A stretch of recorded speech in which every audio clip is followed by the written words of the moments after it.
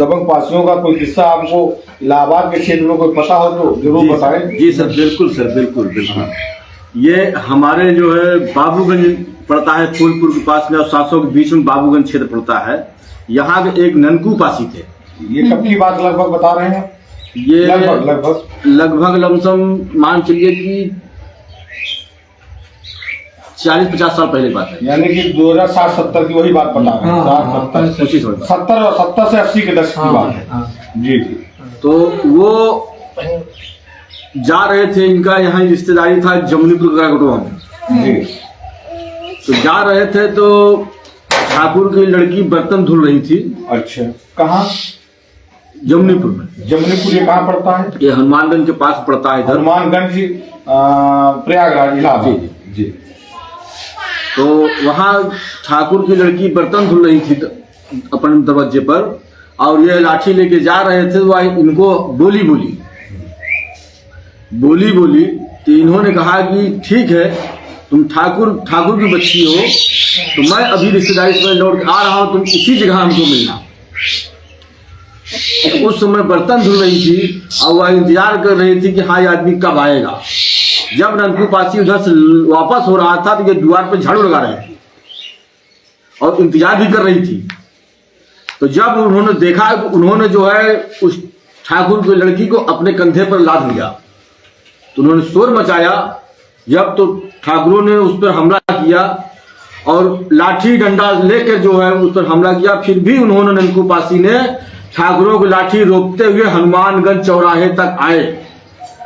हनुमानगंज चौराहे तक आए, एक कंधे पर लड़की है, एक हाथ से लाठी चल रही है। ठाकुरों की इतनी हिम्मत नहीं थी कि ननकू पासी को मार के गिरा देते, लेकिन फिर भी उन्होंने घेरते हुए यहाँ हनुमानगंज तक आए। तो हनुमानगंज चौराहे पर लड़की खड़ी, कहीं इनको उतारो। तो उन्होंने उतारा जब, तो लड़की बोली कि अब तुम लोग लौट जाओ, हम इनके साथ जाएंगे। ये मर्द है, तुम लोग मर्द नहीं हो, क्योंकि या मुझको 10 किलोमीटर आदमी लाद कर ले आया है, तो हम इसके साथ जाएंगे, हम आप लोग के साथ नहीं जाएंगे। आज भी उसके आल औलाद बच्चे जीवित हैं बच्चे उनके। अच्छा, हाँ होते हैं। हाँ, उनके बच्चे हैं भी। अच्छा, तो मतलब प्रमाण है ननकू पासी का प्रमाण है, जीवित प्रमाण है हमारे पास में कि ये पासियों की दबंगई। ऐसे ही बहुत सारे किस्से किंवदंतियों में हैं, लेकिन अब हमारा दुर्भाग्य यह है कि जो पासी दबंग था उसको दलित और शूद्र बना दिए गए। कितने नहीं, हम ना हम दलित है ना हम शूद्र हैं। हाँ।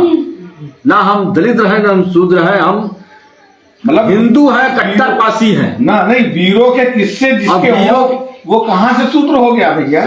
ये जो दबंग पासियों के आप किस्से बता रहे हो, बरसाती पासी के किस्से बता रहे हो, ये दलित थे नहीं, इनका अपना रक्त था, इनका अपना औलाद था, अपनी वीरता थी। तो हमको ये समझना चाहिए कि हमारा जो गौरवशाली अतीत रहा है वो कम से कम हमको दबंगई पासियों की जन तक पहुंचानी चाहिए, लोगों तक दिखानी चाहिए। आज हम प्रयागराज की धरती पर हैं, तो प्रयागराज की धरती पर होने का सबसे प्रमुख कारण यही है कि हम अब जन जन तक अपने पासी समाज का गौरवशाली इतिहास पहुंचाना चाहते हैं और जानना चाहते हैं। जब तक जानते रहेंगे और लोगों तक पहुंचाते रहेंगे। हर जिले में पासियों के अलग अलग किस्से मिलेंगे, अलग अलग किंवदंतियां मिलेंगी। अगर हम उस जिले में जाएंगे नहीं तो वहां से किंवदंतियां हम पाएंगे कैसे? ये किस्से जो आपने बताए हैं, ये किस्से हमको प्रयागराज आने के बाद ही पता चले, ना आते तो कैसे पता चलते? मिर्जापुर में जाएंगे तो वहां की अलग किंवदंतियां मिलेंगी, किस्से मिलेंगे। लेकिन कमोवेश देखा जाए तो आप खुद बता रहे थे कि मदारी पासी के किस्से प्रयागराज की धरती पर फेमस है, जरा बता।